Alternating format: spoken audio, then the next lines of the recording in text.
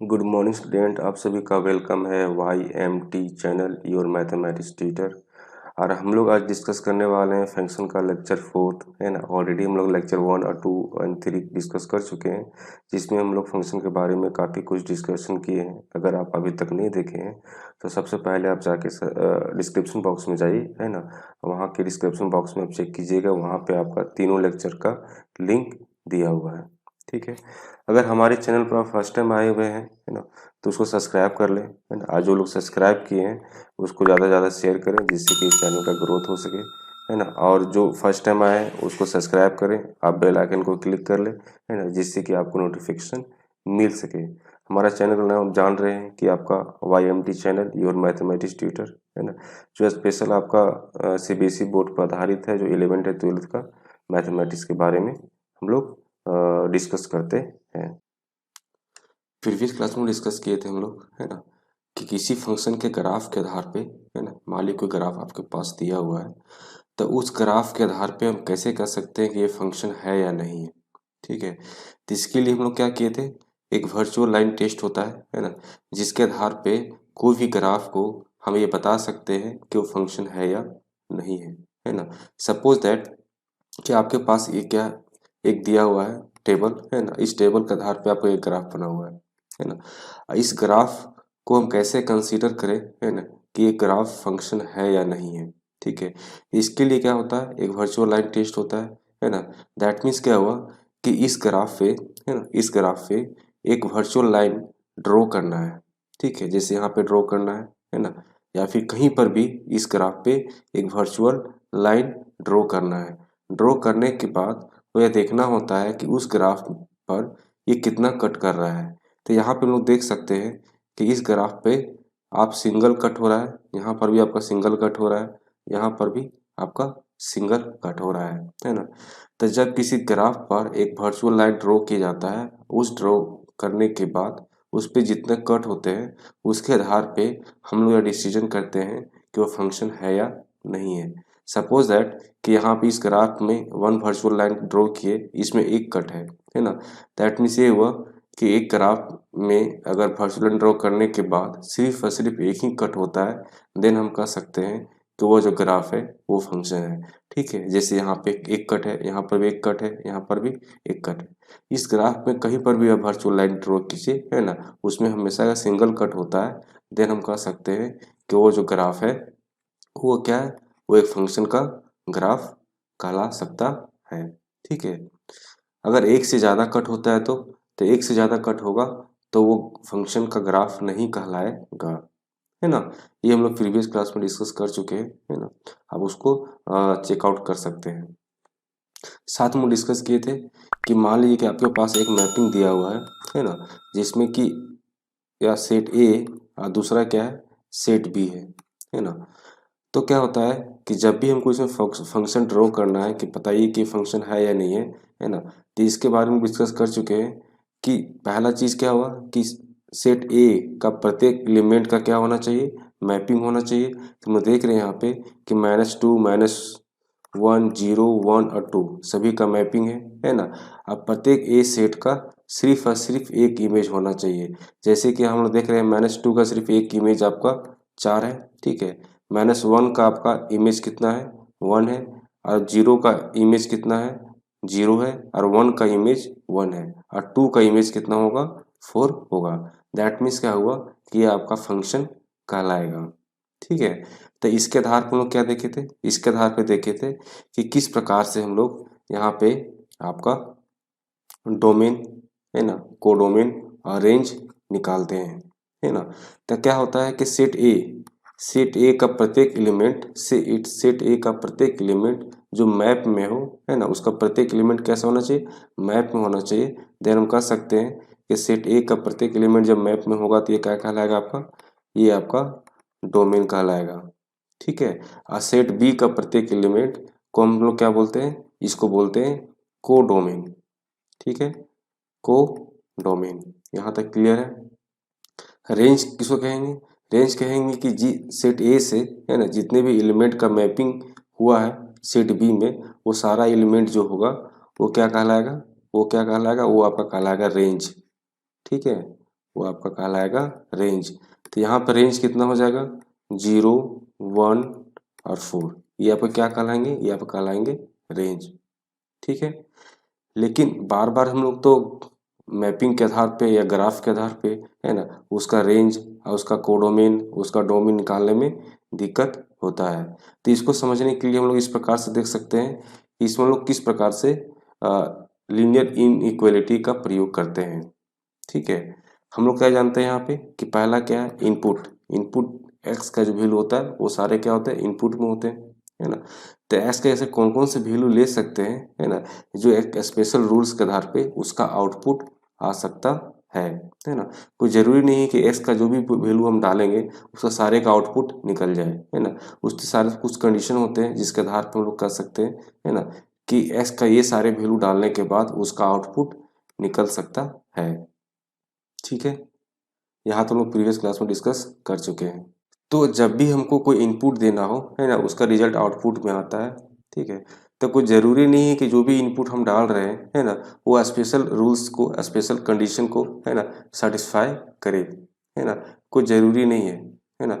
तो इसको sort out करने के लिए हम लोग क्या यूज़ करते हैं, इनइक्वालिटी का यूज़ करते हैं। हम लोग क्या यूज़ करते हैं, इनइक्वालिटी का यूज़ करते हैं। ठीक है, जिसके आधार पे हम लोग किसी भी फंक्शन का डोमेन, है ना, और उसका कोडोमेन और उसका रेंज हम लोग देख सकते हैं, क्योंकि जिस प्रकार से आप इनपुट डालेंगे उसी प्रकार से उसका आपका आउटपुट निकलेगा। तो आउटपुट इनपुट में ऐसा कौन सा वैल्यू जो है उसको सेटिस्फाई करेगा, इस चीज़ को देखना काफ़ी इम्पोर्टेंस होता है। ठीक है, तो इनइक्वालिटी क्या है, आपका एक चैप्टर भी है ना, जिसमें फंक्शन के अंदर ही हम लोग रिकवर कर रहे हैं। तो इनइक्वालिटी को समझने से पहले हम लोग ये समझ लेते हैं कि इक्वेशन, इक्वेशन किसे कहते हैं। ठीक है, कि equation is a statement involving variables, your variable and the sign of equality. ठीक है, सिंपली अगर इक्वेशन कहना चाहते हैं तो क्या है, साइन ऑफ इक्वालिटी। ठीक है, साइन ऑफ इक्वालिटी।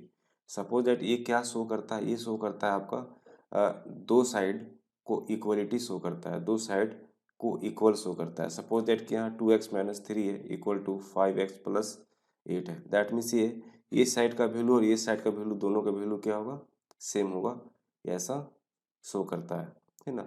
लेकिन जैसे ही हम लोग इन इक्वालिटी की बात करते हैं, है ना, तो हम लोग को क्या है कि इस चार तरह का फ्रेम देखने को मिलता है। ठीक है, इनइक्वालिटी में क्या होता है, या तो हो सकता है कि वो इक्वल नहीं होगा तो क्या होगा, लेस देन हो सकता है। ठीक है, आपका क्या हो सकता है, लेस देन हो सकता है, या ग्रेटर देन हो सकता है, या फिर greater than and equal to हो सकता है, और या फिर लेस देन या और इक्वल टू हो सकता है। ठीक है, दैट मीन्स ये हुआ कि इनइक्वालिटी में क्या होती है कि ये चार फॉर्म ही जनरेट होता है। अगर मान लीजिए कि हम किसी से तुलना कर रहे हैं, है ना, तुलना में या तो क्या होगा, या तो बराबर होगा, तो हम बराबर वाला कंडीशन तो पहले देख चुके हैं, इक्वल का कंडीशन पहले देख चुके हैं। जब इनइक्वालिटी की बात करते हैं, दैट मीन्स क्या होता है कि उसमें या तो उससे कम होगा या फिर ज़्यादा होगा, या कम या ज़्यादा होगा, है ना, ज़्यादा या फिर कम हो सकता है। ठीक है, तो ये कंडीशन क्या होते हैं, चार कंडीशन इसमें देखने को मिलता है, जिसमें से पहला कंडीशन क्या है आपका, लेस देन। ठीक है, उसको डिस्कस करने से पहले हम लोग ये जान लेते हैं कि अगर लीनियर इनइक्वालिटी निकालना हो तो कैसे निकालते हैं। आप लोग ऑलरेडी 9 एंड 10th में डिस्कस किए होंगे इसके बारे में, कि आपके पास मान लीजिए कि इक्वेशन दिया हुआ हो। ठीक है, अब यहाँ पे क्या है कि आपको निकालना पड़े कि इसको सॉल्व करना पड़े, तो आप इसे किस प्रकार से सॉल्व कर सकते हैं। ठीक है, तो हम लोग क्या जानते हैं कि यहाँ पे कितना दिया हुआ आपका, 3x माइनस 14 ग्रेटर देन 22। ठीक है, तो इसको सॉल्व करने का सबसे अच्छा तरीका क्या था कि यहाँ पे क्या है कि -14 है, तो +14 इधर प्लस कर दीजिए, यहाँ पे +14 कर दीजिए, है ना, जिससे ये माइनस हो जाएगा और ये क्या हो जाएगा, ऐड हो जाएगा। दैट मीन्स 3x, है ना, ग्रेटर देन कितना हो जाएगा, 36। ठीक है, ये ऐसे मूव निकालते हैं। लेकिन यहाँ पे क्या है कि आप इसको इस प्रकार से भी निकाल सकते हैं, है ना, जैसे कैसे कि ये -14 है, इसको लेफ्ट से राइट साइड ले जा सकते हैं। ठीक है, जिसमें लोग क्या कर सकते हैं कि 3x ग्रेटर देन 22, ये माइनस है तो क्या हो जाएगा प्लस कितना 14। दैट मीन्स कितना हो जाएगा आपका, ये निकल जाएगा। तो x इक्वल टू कितना निकला, x इक्वल टू निकला आपका 12। कितना निकला 12। दैट मीन्स x क्या है, यहाँ वेरिएबल है, अर्थात कि x का जो वैल्यू होगा वो हमेशा कितने से होगा, 12 से छोटा होगा, ठीक है, 12 से छोटा होगा, नहीं सॉरी 12 से बड़ा होगा, है ना। x का वैल्यू कितना होगा हमेशा, वो 12 से बड़ा होगा। तो सपोज दैट कि हमको इसको लाइन में देखना है ना, कैसे देख सकते हैं, कहीं ना कहीं यहाँ 0 होगा, है ना, इधर कहीं आपका 12 होगा। दैट मीन्स हम लोग किस पोर्शन की बात कर रहे हैं, हम लोग बात कर रहे हैं कि x क्या है, 12 से बड़ा है। दैट मीन्स कितना हो जाएगा, ये सारा पोर्शन जो है वो किसके अंदर आ जाएगा, वो सारे x के अंदर आ सकते हैं, ठीक है। दैट मीन्स कि x का जो वैल्यू है हम लोग यहाँ पे इन्फिनिटी तक ले सकते हैं, है ना। इसको लिखा कैसे जाएगा, इसको हम लोग लिखते हैं एक स्मॉल ब्रैकेट, एक क्लोज ब्रैकेट, ठीक है। जो स्मॉल ब्रैकेट होता है ना, ये क्या शो करता है, ये शो करता है कि हम लोग क्या है कि एंड पॉइंट को मेजर नहीं करते हैं, है ना, लेकिन उसके अंदर जितने भी पॉइंट है वो सारे पॉइंट को लेते हैं। और क्लोज ब्रैकेट क्या शो करता है, क्लोज ब्रैकेट शो करता है कि हम लोग दोनों का एंड पॉइंट भी इसमें इंक्लूड करते हैं, ठीक है। तो यहाँ पे जब हम लोग इसको लिखना पड़ेगा इंटरवल में, इसको बोलते हैं हम लोग इंटरवल, है ना। इंटरवल में जब लिखना होता है तब सिंपली क्या बोल सकते हैं हम लोग कि एक्स का वैल्यू कहाँ से स्टार्ट होगा, 12 से, ठीक है, और कहाँ तक जाएगा, इन्फिनिटी तक जाएगा, है ना। ये क्या हुआ, इसका रेंज हुआ, एक्स का जो रेंज है वो कितना क्या है आपका, 12 से लेकर इन्फिनिटी तक। लेकिन यहाँ पे क्या है कि 12 और इन्फिनिटी के बीच के जितने नंबर है वो सारे इसमें क्या कर रहे हैं, इंक्लूड कर रहे हैं, है ना। लेकिन 12 और इन्फिनिटी के बीच का जो नंबर है उसको सिर्फ कर रहे हैं, लेकिन 12 को हम यहाँ पर मेजर नहीं कर रहे हैं, ठीक है। उसी प्रकार से सिंपल सा क्वेश्चन देखिए, इसको जब सॉल्व करना होगा तो हम लोग कैसे सॉल्व करते हैं इसको, सेम उसी तरह से, है ना। 16 है minus 5x greater than and equal to 21, ठीक है। 16 को ये साइड ले जाइए तो -5x greater then equal to 21 -16, ठीक है। तो -5x greater then equal to यहाँ क्या हो जाएगा 5, है ना। अब यहाँ पे बच्चे कन्फ्यूजन करते हैं कि इसको किस प्रकार से निकालें। हम लोग जानते हैं कि जब भी डिवीजन और मल्टीप्लिकेशन की बात होती है, जब उसमें नेगेटिव साइन आ जाता है ना, तो उसका जो इक्वालिटी होती है, इसका जो इनइक्वालिटी होती है ना, इसके जो इनइक्वालिटी होती है वो चेंज कर जाता है ना। जैसे कि यहाँ पे अगर डिवाइड करने की बात करते हैं तो मान लीजिए कि -5 से हम लोग डिवाइड कर रहे हैं, है ना, तो -5 यहाँ भी क्या हो जाएगा -5, तो देख सकते हैं कि यहाँ पे कैंसिल हो जाएगा, यहाँ कितना बचेगा सिर्फ x, यहाँ कितना बचेगा -1, है ना। अब इस चीज़ को समझने के लिए क्या आप ये क्या होगा, x स्मॉलर देन -1, ठीक है। अब इस चीज़ को समझने के लिए हम यहाँ पे देख सकते हैं कि जब हम लोग लिखते हैं कि 8 ग्रेटर देन 2, ठीक है, ये बिल्कुल सही है ना, 2 से तो 8 बड़ा है ना।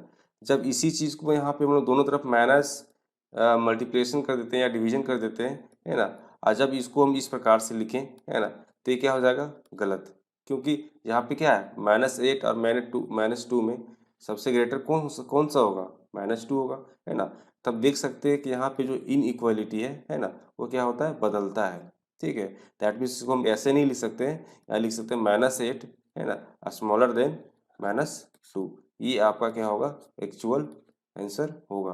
कहने का सेंस ये हुआ कि जब भी हम लोग देखते हैं कि साइन जो है ना, अगर मल्टीप्लिकेशन करते हैं और उसका डिवीजन करते हैं साइन के साथ में, है ना, तो उसका जो इनइक्वालिटी होता है वो क्या होता है बदल जाता है, ठीक है। यहाँ पे यही देखने को मिला। अब बात करते हैं कि जो x का वैल्यू है वो कहाँ से कहाँ तक जा सकता है, ठीक है। तो मान लीजिए सपोज दैट कि यहाँ पे क्या है, यहाँ 0 है, यहाँ पे कहीं -1 होगा, है ना। अब क्या है x क्या है -1 से छोटा है, x क्या है -1 से छोटा है, तो -1 से छोटा है दैट मीन्स क्या हुआ कि ये सारे पार्ट आ जाएंगे, है ना, जो -1 से छोटे होंगे। लेकिन यहाँ पे एक चीज़ और देखने की चीज़ होती है ना, कि यहाँ इक्वल टू भी दिया है, दैट मीन्स हम लोग क्या है कि -1 को इंक्लूड कर सकते हैं और ये जाएगा इन्फिनिटी तक, ठीक है। ये क्या कहलाता है, ये कहलाता है आपका इसका एक्स का रेंज, कि हम एक्स का रेंज कहाँ से कहाँ तक पुट कर सकते हैं, और सारा वैल्यू जो है ये क्या करेगा, इस कंडीशन को सेटिस्फाई करेगा, है ना। तो जब हम लोग इस तरह के जो क्लोज ब्रैकेट लगाते हैं, है ना, स्मॉल ब्रैकेट लगाते हैं, है ना, ये क्या कहलाता है, एक्चुअली में क्या कहता है, ये इसको हम लोग बोलते हैं इंटरवल, है ना, इसको बोलते हैं हम लोग इंटरवल। तो हम लोग तो इंटरवल के बारे में जान लेते हैं कि इंटरवल क्या है ना। जनरली क्या है कि हम लोग जब इंटरवल की बात करते हैं, है ना, तो लोग हम लोग इसमें जब भी इंटरवल लगाएंगे तो मुश्किल मतलब कि उसको चार तरह से लगा सकते हैं, ठीक है। पहला आपका आता है ओपन इंटरवल, दूसरा आता है आपका क्लोज इंटरवल, और तीसरा आता है ओपन क्लोज इंटरवल, और चौथा आता है क्लोज ओपन इंटरवल, ठीक है। जिसके आधार पे क्या है कि हम एक रेंज को, है ना, एक रेंज को, है ना, उसके बारे में पता कर सकते हैं कि मान ली एक्स का जो वैल्यू है ना, जो कहाँ से कहाँ तक लाइज करता है ना, वो इंटरवल के द्वारा हम लोग उसको बता सकते हैं, ठीक है। अब जैसे ओपन इंटरवल की बात करते हैं, है ना, देखते हैं कि ये जो लाइन है, इस लाइन में मान ली कि ए और बी, है ना, क्या है, एक रियल नंबर है, ठीक है, जिसके अंदर कोई एक्स को वैल्यू है वो लाइज कर रहा है ना। तो जब भी हम लोग क्या करेंगे, ओपन इंटरवल की बात करते हैं, है ना, तो ए और बी के बीच का जितने भी एलिमेंट है, ए और बी का जितने भी एलिमेंट है ना, ए और बी के बीच में जितने भी एलिमेंट है वो सारे लिखेंगे सिर्फ ए और बी को छोड़ के, मतलब उसके जो एंड पॉइंट है ना, उसको नहीं लेके बाकी सारे को लिखा जाता है। लिखने का प्रोसेस क्या होता है, इसको क्या करते हैं, स्मॉल, क्या है, ओपन ब्रैकेट से इसको शो करते हैं। ओपन ब्रैकेट ऐसे हो गया, है ना, ओपन ब्रैकेट में लिखेंगे ए कोमा बी, है ना, या फिर लिख सकते हैं कि जो क्लोज ब्रैकेट होता है, ठीक है, इसको ये भी क्या कहलाता है, आपका ओपन ब्रैकेट ही कहलाता है। ये दोनों तरह से हम लोग इसको लिख सकते हैं, ठीक है। उसी प्रकार से हम बात करते हैं क्लोज ब्रैकेट का, है ना, क्लोज इंटरवल का। तो क्लोज इंटरवल में क्या होता है कि ए और बी के बीच का तो एलिमेंट तो लेना ही है, ठीक है, लेकिन ए को भी यहाँ लिया जाता है और बी को भी लिया जाता है, ठीक है, क्योंकि हम देख रहे हैं कि a smaller than equal to x, that means क्या है, ए तो एक्स से छोटा है ना, और हो सकता है कि ये बराबर भी हो, ठीक है। ये दोनों कंडीशन, यहाँ पे दो कंडीशन दिया हुआ है, उसी प्रकार से यहाँ दो कंडीशन दिया हुआ है ना। दैट मीन हम कह सकते हैं कि ए और बी के बीच का तो एलिमेंट लेना ही है, लेकिन इसको भी इंक्लूड करना है, ए को भी और बी को भी, है ना। इसको क्या बोलते हैं हम लोग, क्लोज ब्रैकेट बोलते हैं, क्लोज ब्रैकेट। ये सारा जो ब्रैकेट आप देख रहे हैं क्लोज ब्रैकेट है, या फिर बोल सकते हैं स्क्वायर ब्रैकेट है ना। इसको इस प्रकार से हम लोग डिनोट करते हैं, ठीक है। उसी प्रकार से क्या होगा, एक ओपन एक क्लोज होगा, है ना। एक ओपन दैट मीन्स क्या होगा कि एक के जो लास्ट एलिमेंट जो ए है उसको छोड़ के उसके अंदर वह सारे एलिमेंट लेना है ना, लेकिन इसमें क्या होगा, बी भी इंक्लूड रहेगा, है ना। तो पहला क्या है ओपन, दूसरा क्या है क्लोज इंटरवल, है ना। इसी को बोलते हैं सेमी ओपन या सेमी क्लोज इंटरवल बोला जाता है। इसको इस प्रकार से हम लोग देख सकते हैं। जब डिनोट करने की बात आता है कि ओपन क्लोज इंटरवल को किस प्रकार से डिनोट किया जाए, है ना, तो एक्स का जो एलिमेंट होगा, है ना, जहाँ पे एक्स क्या है, एक रियल नंबर है, और एक्स का जो एलिमेंट होगा वो क्या होगा, पहले तो ओपन होगा, है ना, और दूसरा जो लास्ट एलिमेंट होगा कैसा होगा, क्लोज होगा, ठीक है। One side open one side close, ठीक है, यहाँ तक क्लियर होगा। नेक्स्ट आता है आपका क्लोज ओपन, जस्ट इसका रिवर्स, है ना। पहले क्या होगा, पहले क्लोज होगा और दूसरा क्या होगा, ओपन होगा। उसी प्रकार से सेम उसी तरह हम देख सकते हैं कि क्या है कि यहाँ एक जो लास्ट एलिमेंट है इसको हम लोग ले सकते हैं, है ना, लेकिन बी का जो लास्ट एलिमेंट है उसको हम लोग नहीं इंक्लूड करेंगे, है ना, उसको इंक्लूड नहीं करेंगे, लेकिन वो शो होगा, लेकिन उस मतलब उसको काउंटिंग में नहीं रखेंगे, ठीक है। इसको डिनोट कैसे किया जाता है, इसको डिनोट किया जाता है एक्स, है ना, belongs to close bracket comma B open bracket, है ना, one side close one side open, ठीक है। तो आज इतना ही, यार वीडियो अगर पसंद आया तो इसको लाइक और सब्सक्राइब करें। Have a nice day.